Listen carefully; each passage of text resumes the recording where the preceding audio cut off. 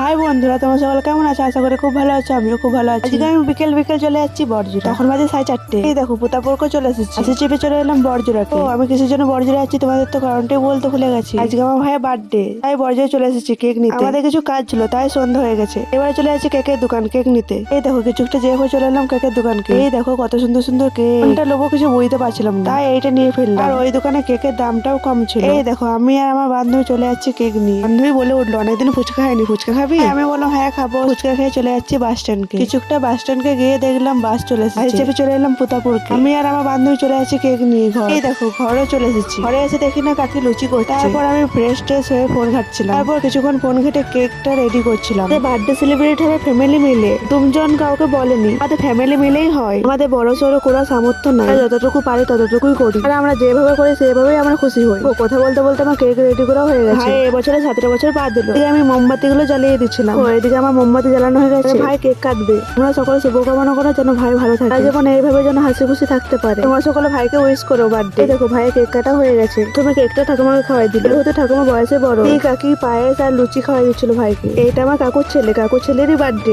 Cake খাওয়াই আমি আর ভাই কেক খাচ্ছি। এই নাও তোমরাও একটু কেক খাও। দিদি কাকি খেতেও বসাই দিয়েছে ভাই বোন দিকে। দেখো আমিও খেতে বসে গেছি। তো বন্ধুরা ভিডিওটা এটুকু, দেখা হচ্ছে পরে ভিডিওতে। তখন ভিডিওতে লাইক করো।